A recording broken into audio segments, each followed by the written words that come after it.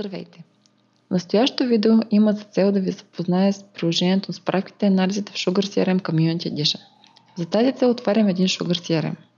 Сред основните функционалности на Sugar CRM е способността му за реализация на маркетингови кампании. Ето защо в модул Маркетинг избираме кампании. Ще разгледаме кампания, която вече е реализирана от нас, а именно кампанията Byte Expo 2008 година. За тази цел влизаме в кампанията. Както се вижда, в самата кампания има информация за целевата група, маркери и маркетинговите послания.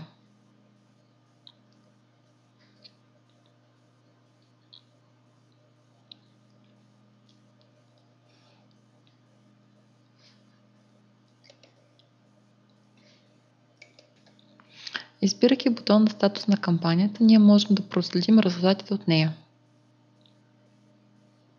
В отворили се прозорец се предоставя в графичен вид информация за броят изпратени съобщения, върнати съобщения, създадени потенциални клиенти, както и контакти в резултат на кампанията. Вие виждате също така информация за блокиралите съобщенията или по-точно нежелаещите да получават повече съобщения от Creasoft.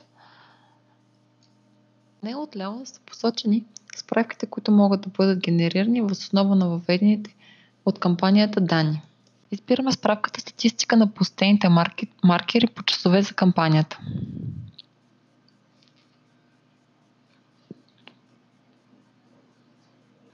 Справката може да бъде реализирана в PDF, Excel и HTML вид.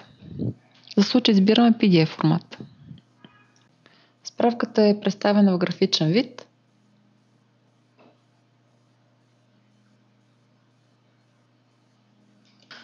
За да разберем прочетените съобщения от справки, в падащото меню избираме прочетени съобщения от кампанията. Избраната справка излиза в PDF формат, като са посочени името на потенциалния клиент, неговата електронна поща и датата и часът на посещение.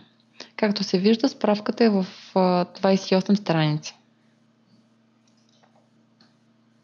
В случай, че искаме да проследим потребителите, които са блокирали адреса си за съобщение от нас и от нашата компания, избираме справката Маркетинг, блокирани адреси.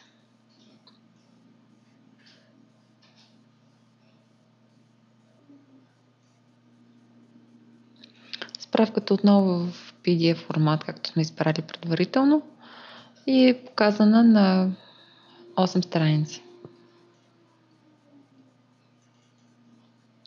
В случай, че имате допълнителни въпроси и желаете среща с нас, винаги може да се свържете на посочените координати. Благодаря ви за вниманието.